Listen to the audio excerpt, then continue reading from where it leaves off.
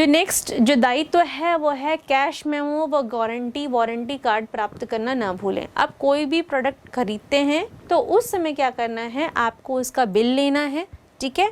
इसके अलावा अगर आपने कोई इलेक्ट्रॉनिक आइटम ख़रीदा है या कोई ऐसे प्रोडक्ट ख़रीदा है जिसमें आपको गारंटी या वारंटी पीरियड मिल रहा है तो उसे लेना ना भूलें। ये आपके लिए इन फ्यूचर भविष्य में क्या होगा, यूज़फुल होगा, ठीक है। 8वां बिंदु जो है या 8वां दायित्व है वो है जल्दबाजी में क्रय न करें। बिल्कुल सही बात है, हड़बड़ी में कभी क्रय नहीं करना चाहिए कि नहीं ये प्रोडक्ट की बहुत ज़रूरत है, अब हमने उस प्रोडक्ट को देखा ही नहीं और जल्दी जल्दी में परचेज़ कर लिया। अब जल्दी जल्दी में परचेज़ तो कर लिया, लेकिन जिस चीज़ की हमें ज़रूरत थी, क्या हमारी वो नीड जो आवश्यकता है वो पूरी हो रही है, ये चीज़ भी देखना ज़रूरी है। या जो बेनिफिट्स हमें उस वस्तु या सेवा से मिलने वाले थे, क्या वो बेनिफिट्स हमें मिल रहे हैं, नहीं। तो जल्दबाजी में कोई भी क्रय न करें। फिर इसके बाद बात आती है कि पर्यावरण का बचाव करें। देखिए बच्चों, जो एक उपभोक्ता है उसका दायित्व यह भी है कि वह पर्यावरण का बचाव करे। फॉर एग्ज़ाम्पल, मैं आज के समय में इस कोविड काल में आपको बताना चाहूँगी कि जैसे कि यह गवर्नमेंट के गाइडलाइंस के अनुसार है कि हर व्यक्ति को मास्क लगाना कंपलसरी है और साथ ही साथ हैंड सैनिटाइज़र यूज़ करना भी ज़रूरी है। लेकिन चूँकि पर्यावरण की बात कर रहे हैं हम इस बिंदु में, तो जैसे कि हम देखते हैं कि सड़कों पर और नालों में क्या होता है, बहुत सारे मास्क फेंके पड़े हैं जो कि इस पर्यावरण को प्रदूषित कर रहे हैं। साथ ही साथ आप देख सकते हैं प्लास्टिक की बॉटल्स में लोग पानी पीते हैं और उसे इधर उधर फेंक देते हैं। अगर बहुत से लोग ऐसे होते हैं जो चिप्स के पैकेट्स खा रहे हैं उसे रोड में ही फेंक दिया, डस्टबिन में नहीं डाला, तो इस तरीके से क्या होगा, आपका पर्यावरण ही क्या हो जाएगा, अशुद्ध हो जाएगा, गंदा हो जाएगा। और इसके साइड इफ़ेक्ट्स किसको होंगे, आपको यानी उपभोक्ता को ही होंगे। तो उपभोक्ता का ये बहुत बड़ा दायित्व है कि पर्यावरण को किस तरीके से शुद्ध रखा जाए और उसके किस तरीके से बचाया जाए। नेक्स्ट हमारा जो अंतिम बिंदु आता है या अंतिम दायित्व इसमें आता है वो है उपभोक्ता का ईमानदार होना ज़रूरी है। जी बिल्कुल, उपभोक्ता का ईमानदार होना ज़रूरी है। किसी भी उपभोक्ता को जो है जमाखोरी से बचना चाहिए, जमाखोरी, इसके अलावा काला बाज़ारी, इन सब चीज़ों से दूर रहना चाहिए। क्योंकि जो एक उपभोक्ता है, ठीक है, वो इस पूरे सोसाइटी का पार्ट है, यानी समाज का पार्ट है। तो समाज में रहने वाले हर व्यक्ति का वह अधिकार है कि समाज में जो वस्तुएं उपलब्ध हैं या जो संसाधन उपलब्ध हैं वो उनका बराबरी से उपयोग करें। तो यदि कोई उपभोक्ता क्या करेगा, जमाखोरी करने लग जाएगा, काला बाजारी करने लग जाएगा, तो उसमें दूसरे उपभोक्ताओं को नुकसान का सामना करना पड़ेगा।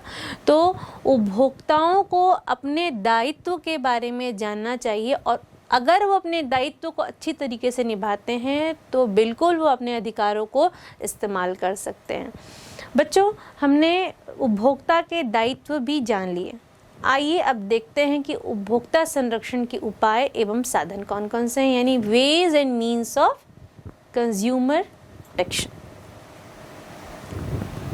Veg and means of consumer protection, जैसे कि आप देख रहे हैं, उपभोक्ता संरक्षण अधिनियम 1986 के तहत ऐसे बहुत से उपाय किए गए हैं जो कि हम बिंदुओं के माध्यम से जानेंगे कि कौन कौन से ऐसे उपाय हैं। तो जैसे कि स्क्रीन पर आप पहला बिंदु देख रहे हैं, वह है व्यवहार द्वारा स्वतः नियमन, यानी सेल्फ रेगुलेशन बाय बिजनेस। अब बहुत सी व्यावसायिक इकाइयां या कंपनियां ऐसा चाहती हैं कि उनका जो कस्टमर है, कस्टमर का जो वॉल्यूम है, मतलब उनके नंबर्स ऑफ कस्टमर हैं या उपभोक्ताओं की संख्या है, वो ज़्यादा से ज़्यादा रहे। तो उस स्थिति में वो क्या करती हैं, वह खुद ही रेगुलेट करती हैं, मतलब खुद ही नियमित करती हैं। जैसे कि मैंने आपको पहले भी बताया है कि वह समस्या निदान सेल या ग्रीवियंस रिड्रेसल सेल बनाती हैं, ताकि अगर वस्तुओं और सेवाओं से किसी को समस्या है तो वह व्यक्ति या वो उपभोक्ता स्वयं आकर के उन्हीं की कंपनी के ग्रीवियंस रिड्रेसल सेल में कंप्लेन कर सकते हैं और वे लोग ही क्या करेंगे, उनके ग्रीवियंस मतलब उनकी समस्या का समाधान करेंगे। तो इस तरीके से हमने पहला बिंदु समझा। दूसरा बिंदु जैसे कि आप स्क्रीन पर देख रहे हैं वो है व्यावसायिक संघ यानी बिजनेस एसोसिएशंस। अब ये व्यावसायिक संघ क्या करते हैं, व्यवसायियों के लिए एक आचार संहिता यानी कोड ऑफ कंडक्ट का निर्माण करते हैं। अब इस कोड ऑफ कंडक्ट के अनुसार उनको यह तय किया जाता है या यह बताया जाता है कि उन व्यवसायियों को अपने उपभोक्ताओं के साथ किस तरीके से व्यवहार करना है। फिर जो तीसरा उपाय है वो है उपभोक्ता जागरूकता यानी कंज्यूमर अवेयरनेस। अब कंज्यूमर अवेयरनेस कैसा होगा, जब उपभोक्ता को शिक्षा दी जाएगी, मतलब एजुकेशन दिया जाएगा, उसके उपभोक्ताओं को उनके अधिकारों के बारे में जानकारी दी जाएगी, तो इस तरीके से कंज्यूमर्स को जागरूक बनाया जाएगा। आपने कई टीवी एडवर्टीजमेंट्स भी देखे होंगे जिसमें कि कंज्यूमर को जागरूक करने के लिए एडवर्टीजमेंट बनाया था, जैसे कि आपने देखा होगा जागो ग्राहक जागो। आइए उसकी एक झलक देखते हैं। जैसे कि हमने एडवर्टाइजमेंट में देखा कि जागो ग्राहक जागो एक एडवर्टीजमेंट है जिसमें उपभोक्ता जागरूकता कार्यक्रम है ये, और इसमें उपभोक्ता को उनके अधिकारों के प्रति और उनके दायित्वों के प्रति जागरूक किया जा रहा है। जो अगला बिंदु है वो है उपभोक्ता संगठन यानी कंज्यूमर ऑर्गेनाइजेशन। ये ऑर्गेनाइजेशन वो होती हैं जो उपभोक्ता हैं उनको शोषण से बचाती हैं, और अगर वो शोषित हो जाते हैं तो उनको वापस किस तरीके से क्षतिपूर्ति या लाभ प्रदान कर सके वह इनके पीछे कार्य करती हैं। तो अंतिम बिंदु इसमें जो आता है उपभोक्ता संरक्षण के उपाय एवं साधन में है वह सरकार। सरकार क्या करती है, उपभोक्ता संरक्षण अधिनियम 1986 के अंतर्गत वो सारे कदम उठाती हैं जिससे कि वो उपभोक्ता को शोषण से बचा सकें, और अगर उपभोक्ता को समस्या है तो उनकी समस्याओं का निदान कर सके। इसके लिए जैसे कि आप जानते हैं उन्होंने 3 टायर मशीनरी यानी 3 स्तरीय न्यायिक तंत्र बनाया हुआ है, जैसे कि डिस्ट्रिक्ट फोरम, दूसरा है फिर राज्य आयोग, और तीसरा है राष्ट्रीय आयोग। तो ये 3 तंत्र बनाए हैं। ये 3 न्यायिक तंत्र इसलिए बनाए गए हैं कि अलग अलग स्तरों पर वह अपने उपभोक्ता की समस्याओं का समाधान कर सके। आइए, जैसे कि मैंने चर्चा करी है कि 3 स्तरीय न्यायिक तंत्र, आइए हम इनके बारे में डिटेल में जानकारी लेते हैं कि ये 3 स्तरीय न्यायिक तंत्र क्या हैं। पहला, जैसे कि आप स्क्रीन पर देख रहे हैं, पहला है डिस्ट्रिक्ट फोरम या जिला फोरम। ये जो होता है किसी भी राज्य द्वारा बनाया जाता है और हर जिले में 1 या 2 फोरम निर्मित किए जा सकते हैं। इसमें जो सदस्यों की संख्या होती है वो 3 होती है, जिसमें 1 महिला का होना आवश्यक है, और इसका जो अध्यक्ष होता है उसकी जो योग्यता होनी चाहिए वो जिला न्यायाधीश की होनी चाहिए, ठीक है। और यहाँ पे जो विवाद होते हैं वो 20 लाख रुपए तक के विवाद लिए जाते हैं, और इसमें क्या होता है कि शिकायत कौन कर सकता है, उपभोक्ता या फिर उपभोक्ता संघ कर सकते हैं। और इसके अलावा जो शिकायत दर्ज होने पर जो जिला फोरम होती है, जो विरोधी पार्टी होती है ना, उसको क्या करती है, सूचित कर देती है। इसके बाद क्या होता है, जब अगर इसमें ऐसी स्थिति उत्पन्न हो रही है कि सैंपल्स कलेक्ट किए जाएं ताकि उसको सर्टिफाई किया जाए कि नहीं उपभोक्ता ने जो समस्या बताई है वो सही है, अगर इस तरह के नमूने कलेक्ट करने पड़ते हैं, प्रयोगशाला में उनका परीक्षण के लिए देना पड़ता है, तो वो कार्य किया जाता है। और अगर यह सिद्ध हो जाता है कि वह नमूने दोषपूर्ण हैं तो उनके लिए आदेश जारी किए जाते हैं कि कुछ आदेश इस तरीके के होते हैं, या तो रिप्लेस कर दिया जाए प्रोडक्ट, ठीक है, या उस प्रोडक्ट या उत्पाद के जिस पार्ट में दिक्कत है उस पार्ट को चेंज कर दिया जाए, या तो उनके पैसों को वापस यानी उपभोक्ताओं के पैसों को वापस कर दिया जाए, या इसके अलावा क्या किया जाए, उनकी जितनी भी क्षतिपूर्ति हुई है उसको क्षतिपूर्ति को पूरा कर दिया जाए। तो इस तरीके के कुछ आदेश दिए जाते हैं।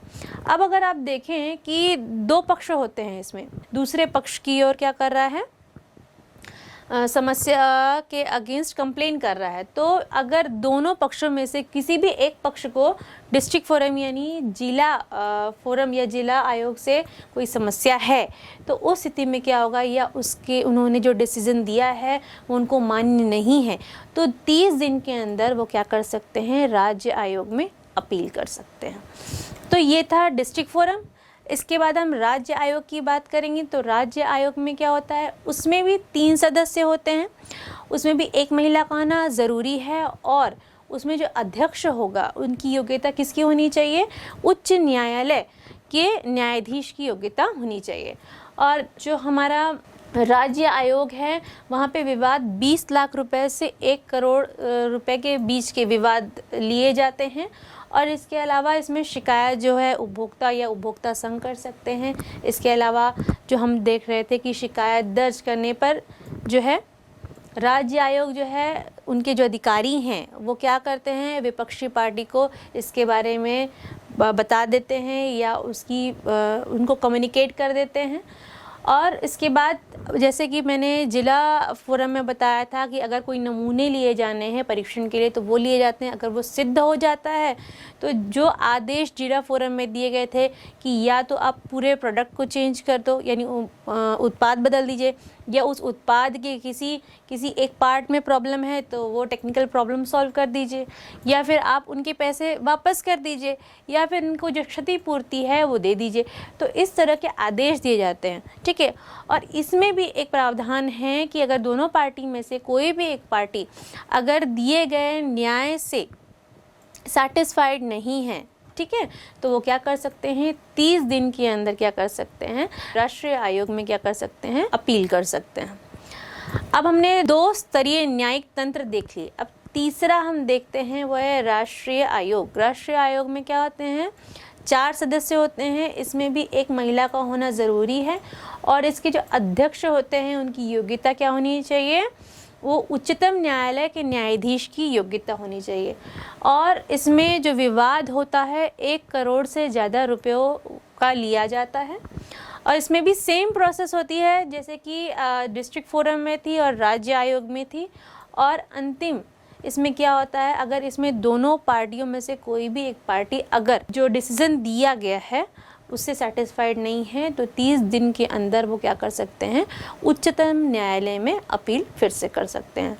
तो इस तरीके से हमने 3 स्तरीय न्यायिक तंत्र जाना और वहाँ पर किस तरीके का कार्य होता है और किया जाता है उसके बारे में जाना।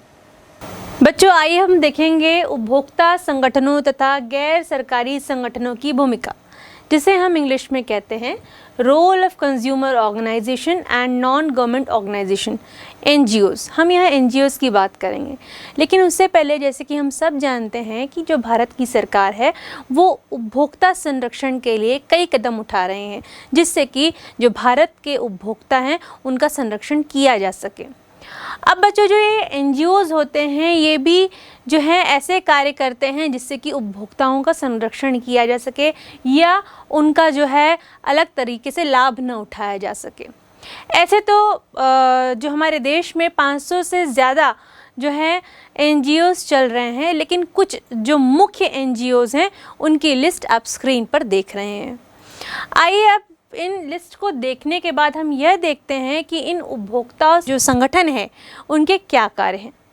जो पहला कार्य आप स्क्रीन पर देख रहे हैं वो है उपभोक्ता जागरूकता का विकास करना, उपभोक्ताओं को शिक्षा प्रदान करना।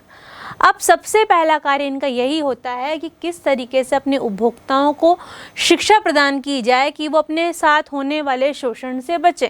इसके लिए वे क्या क्या करते हैं, छोटी छोटी जो पुस्तकें होती हैं, पत्रिकाएं होती हैं और जो विश्लेषण लेख होते हैं इनको ये प्रकाशित करते हैं। साथ ही साथ संगोष्ठियाँ आयोजित करते हैं, सम्मेलन आयोजित करते हैं। साथ ही साथ महिलाओं को उपभोक्तावाद का विशेष ज्ञान देते हैं। साथ ही क्या करते हैं, उपभोक्ताओं को अपनी सहायता स्वयं करने की शिक्षा प्रदान करते हैं और उचित उपभोग प्रमापों का पालन करने के लिए किसको प्रेरित करते हैं, उपभोक्ताओं को। तो इस तरीके से ये पहला कार्य आपने जाना। दूसरा कार्य इस प्रकार है कि विभिन्न उत्पादों के आंकड़े एकत्रित करना व उनका निरीक्षण करना। इसमें क्या करते हैं, जो मार्केट में अवेलेबल जो प्रोडक्ट्स हैं, हम किसी फूड आइटम का ही ले लेते हैं। आपने अगर कुछ समय पहले एक उदाहरण सुना होगा, जो नूडल्स, मैं नाम नहीं लूँगी उस ब्रांड का, आया था और उसमें लेड की मात्रा ज़्यादा होने के कारण, स्पेशली उसमें जो हम मसाला डालते हैं उसमें लेड की मात्रा ज़्यादा होने के कारण क्या हुआ था जबकि उस पर रोक लगा दी गई थी। यही एनजीओज का काम होता है। और इसके अलावा भी ऐसे कई उपभोक्ताओं का निरीक्षण करना जो कि अपने जो उपभोक्ता हैं उनका शोषण कर रहे हैं या उनको किसी भी प्रकार से नुकसान पहुंचा रहे हैं, उनको बचाना।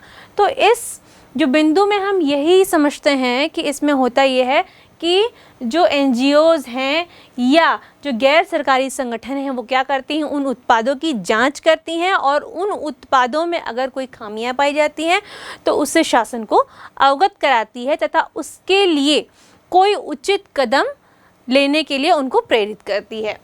हम आगे बढ़ते हैं और इसके तीसरे कार्य को देखते हैं। तीसरा कार्य कहता है कि उपभोक्ताओं के लिए शिकायत दायर करना। तो अब इसमें कैसे शिकायत दायर करेंगे?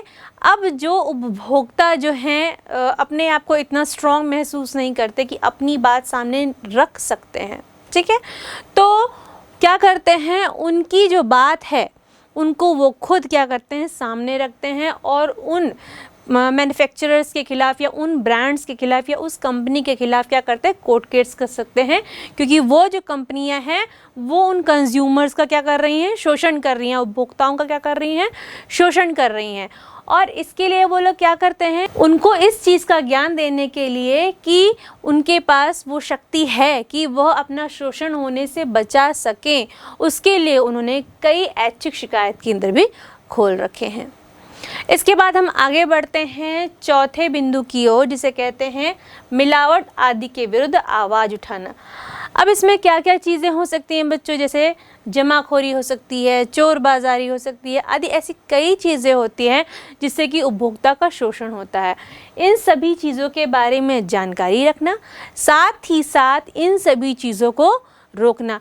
आपने नायक फिल्म के एक सीन में देखा होगा, उसमें उन्होंने देखा कि मिलावट किस तरीके से होता है।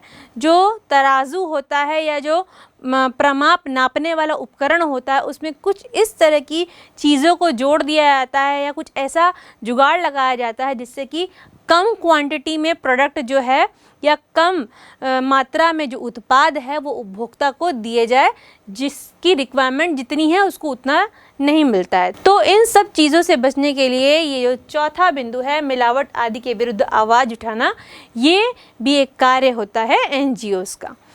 हम पांचवें कार्य की ओर बढ़ते हैं। पांचवा कार्य कहता है कि शैक्षणिक संस्थाओं की सहायता करना। अब क्या होता है, जैसे कि इस बुक में आप देख रहे हैं आपके सिलेबस में ये चैप्टर को इंक्लूड किया गया है, ठीक है, उसी तरीके से विभिन्न शैक्षणिक संस्थाओं में कंज्यूमर प्रोटेक्शन को यानी उपभोक्ता संरक्षण को बढ़ावा देने के लिए इस तरह के टॉपिक या इस टॉपिक को उनके सिलेबस में जोड़ना या ऐड करना भी उनके कार्य के अंतर्गत आता है। हम आगे बढ़ते हैं, वो है उपभोक्ता संरक्षण को बढ़ावा देना। जो एनजीओज होती हैं वो उपभोक्ता संरक्षण को बढ़ावा देती हैं, इसके लिए वो कई तरीके के कार्य भी करती हैं। अब जो सातवां और अंतिम बिंदु है वो कहता है सरकार की सहायता करना। सरकार की सहायता कैसे करेंगे भाई? क्या होगा, उसमें अलग अलग तरीके से डेटा को इकट्ठा किया जाएगा और जहाँ से यह मालूम पड़ता है कि नहीं यहाँ उपभोक्ताओं का शोषण हो रहा है, वहाँ उस डेटा को या उस जानकारी को निकाल कर क्या किया जाएगा, गवर्नमेंट को सौंपा जाएगा और गवर्नमेंट से रिक्वेस्ट किया जाएगा कि उनके लिए कोई उचित कदम उठाया जाए जिससे कि उपभोक्ताओं को शोषण से बचाया जा सकता है। तो इस तरीके से भी जो है एनजीओ सरकार की सहायता करते हैं। तो बच्चों इस तरीके से आपने क्या जाना, जो एनजीओज़ को जाना और उनके कार्यों को जाना। आइए इस चैप्टर का लास्ट बिंदु देखते हैं कि वो लास्ट बिंदु क्या है। इस चैप्टर का लास्ट बिंदु है समाचार पत्रों की भूमिका। कुल मिला के ये क्वेश्चन ऐसा राइज हो सकता है या पूछा जा सकता है कि उपभोक्ता संरक्षण में समाचार पत्रों की क्या भूमिका है। जैसे कि आप लोग बहुत अच्छी तरीके से जानते हैं कि जो समाचार पत्र हैं वो एक बहुत अच्छे कम्युनिकेशन का साधन है हमारे देश में। मतलब यहाँ पर क्या होता है, 70 to 80% लोग जो हैं वो न्यूज़पेपर पढ़ते हैं। अब उपभोक्ता संरक्षण का क्या रोल आता है या समाचार पत्रों का उपभोक्ता संरक्षण के लिए क्या रोल है, अब इस बात की चर्चा करते हैं। क्या हुआ, द इंडियन एक्सप्रेस नाम का पहला न्यूज़पेपर था जिसने ऐसे आर्टिकल्स छापना शुरू किया और एक ऐसा कॉलम बनाया जहां पर उपभोक्ताओं के शोषण को लिखा गया या प्रेषित किया गया, साथ ही साथ उनके शोषण से अगर उनको बचाया गया है तो उन चीज़ों को भी उन्होंने हाईलाइट किया। इससे क्या हुआ, द इंडियन एक्सप्रेस नाम का जो न्यूज़पेपर था वो बहुत ही प्रसिद्धि को प्राप्त हुआ। तो इसको देखकर, यानी इनकी सफलता और प्रसिद्धि को देख करके जो अन्य समाचार पत्र हैं उन्होंने भी क्या किया, उन्होंने भी एक अपना आर्टिकल सेक्शन बनाया या अपना एक कॉलम बनाया जहां पर क्या होगा, उपभोक्ता संरक्षण के बारे में डिस्कशन होगा। ये केवल नेशनल न्यूज़पेपर्स में ही नहीं बल्कि जो छोटे छोटे क्षेत्र के जो समाचार पत्र होते हैं उन्होंने भी ये कॉलम अपने न्यूज़पेपर में, समाचार पत्र में ऐड किया। तो बच्चों, ये थे समाचार पत्रों की भूमिका। आशा है यह अध्याय आप लोगों को बहुत अच्छी तरीके से समझ में आया होगा और आपके एग्जाम्स में अगर इस टॉपिक से कोई भी रिलेटेड क्वेश्चंस पूछे जाते हैं तो आप लोग उसे बहुत अच्छी तरीके से लिखेंगे। धन्यवाद।